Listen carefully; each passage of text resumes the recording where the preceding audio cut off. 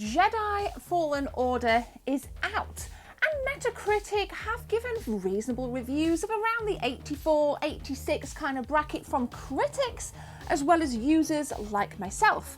I'm here today to tell you some of my early thoughts on whether or not you should buy Jedi Fallen Order or if you should completely miss it, because after all, it is EA.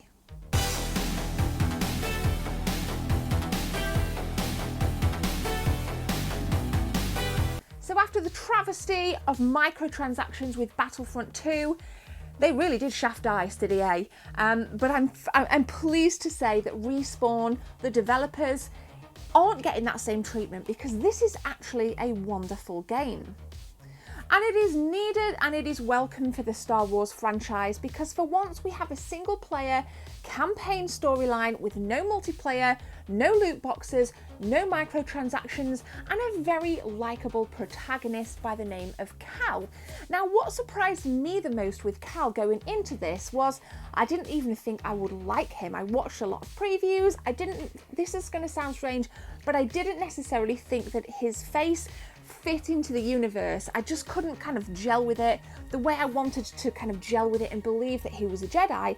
That sounds a little bit crazy, but imagine if somebody like really weak and just under charismatic played like the Terminator, like, you know, Arnold Schwarzenegger's the Terminator. Imagine somebody completely random that you didn't gel with and you didn't believe was Terminator. I kind of felt like that with this, but I was pleasantly surprised.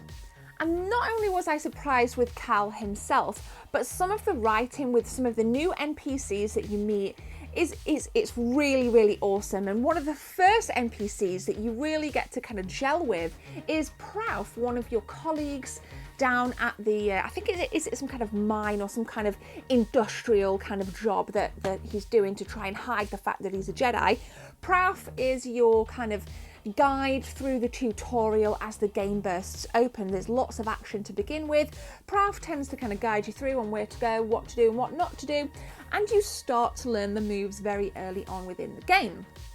However, it is soon established that our mate Cal is a Jedi, and he is forced to use his lightsaber early-ish on in the game, which then just opens up the story and he kind of goes on the run. You end up on some kind of weird ship that's, I say weird, it's like, I thought it would be grand, right? I thought the ship that you land on travel through would be grand, but it's actually a very small ship. Really funny crew, which serve to really perpetuate the story, and like I said, they're really well written, very likeable characters. I can't remember the names off the top of my head, but you'll see footage of them in this video. And I think the first hour of this game really dictates what is going to be a powerful game.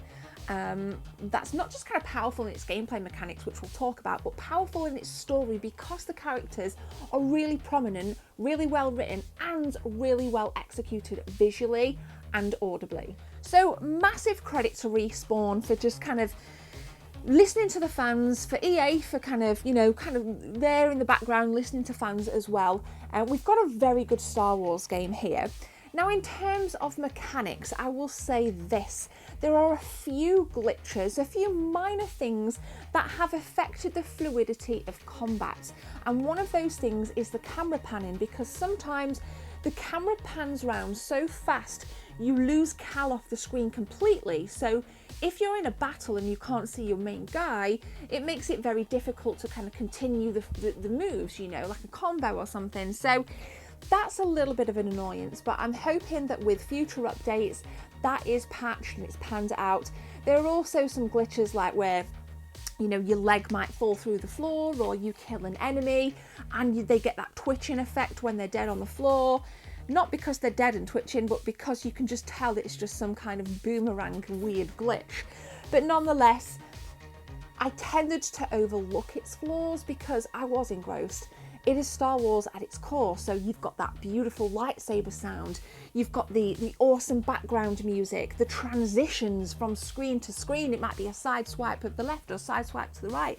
You know, there's there's just so many things that make you smile throughout the universe that you can overlook the glitches. So I'm gonna kind of like, I wanted to raise them, but at the same time I want to park them on the side because I don't think that that should warrant anybody not buying this game. In terms of like the gameplay, if you've played Assassin's Creed, if you've played Tomb Raider, if you've played Uncharted, you can imagine the kind of movement as to what to expect from Cal. There's lots of vertical movement, there's lots of ground level movement, there's some 360 movement as well, and it all pans in together to form this decent parkour-esque experience. And I've played through the first kind of 3.5 hours, 4 hours of this, and I've felt lots of different games, even a little bit of Halo, like some of the enemies and ships, just the way kind of ships sometimes come in and drop off enemies and then kind of fly off again.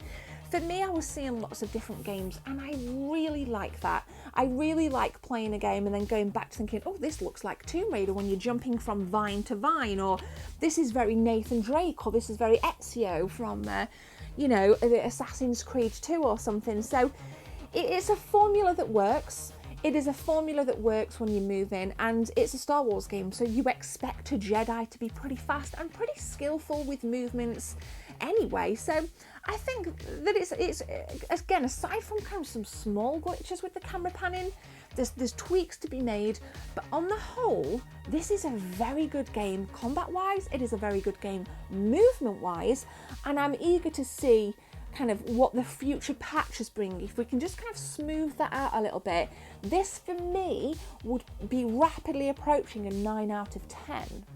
I love BD1. I don't want to spoil it too much, but if you've played Ocarina of Time, when you meet Navi for the first time and you realise just how important and useful Navi is, that you know, throughout your Ocarina adventure, you'll learn to appreciate BD1. And it was that kind of relationship that Link had with Navi that Cal has with BD1, or at least that's what my perception told me.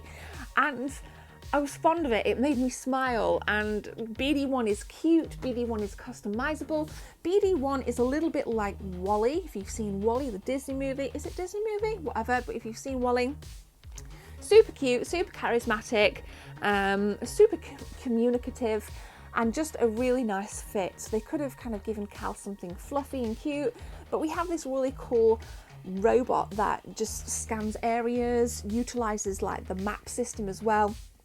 I want to talk about the map system actually, and just gives us overall hints and clues as to what to do. Like I said, a little bit like Navi, so that's really cool.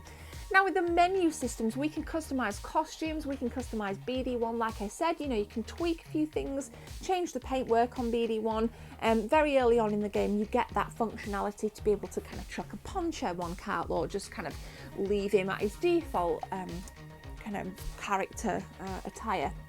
So again, I am early on in this game, and already I'm glad I spent £50 on it. In fact, no, I paid $54.99 for this. It's the base version, and I'm very glad. I think I've got some good run for my money so far, and I've heard from the dev team, from some of the Respawn devs, that this is not a 6 to 10 hour game. We can expect much, much more. And to be honest, with something like Star Wars, with the universe being so vast and there being so much to explore, so much to do, it kind of feels endless, it feels infinite. I would expect a 25+ hour game. I don't know how long people have been completing this, like how long it's taken, but I'm glad when I read the devs said, like, don't expect a 6 to 10 hour campaign, expect something much bigger. So we can go into this knowing that we're getting a good bargain, time-wise, graphically it looks great, everything's there. It's absolutely wicked so far. One other tiny thing that I will quickly say, I mentioned BD1's map. So it comes up as like a hologram, as you would expect with it being Star Wars. It looks a little bit complicated. If you're in the middle of a cave or halfway through a puzzle or something and you want to know which way to go and you want to know which way you've been, the map can be a little bit of an eyesore in trying to kind of figure that out. But I tended not to use it so far. I've just kind of gone with my guts, and I've gone through this, and the puzzles that you come across, they're quite thinky. You really do have to kind of Look at your environments as you would in something like Tomb Raider or Uncharted, and really take your time to figure it out.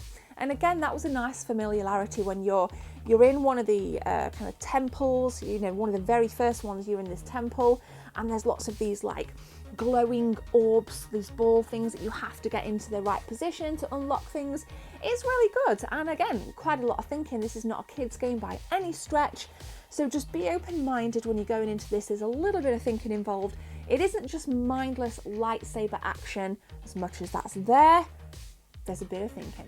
So I hope you guys have took some value around my thoughts on Jedi Fallen Order. It is a must buy for me. At the minute, I'd probably go with like an 8.4 out of 10. As soon as those glitches and kinks have been ironed out, this is going to be a solid 9 for me. It's one you must pick up, and with Christmas coming and the new Star Wars film coming, we can just celebrate Star Wars going into 2020. So go and buy it. And I want to say thank you very much for watching. If you took something from this video, leave a like. Let's see if this video can get over 100 likes. Let's get some shares on it, and don't forget to hit that subscribe button. I will be back with more content very soon. My name is Gemma. Take care. See you soon.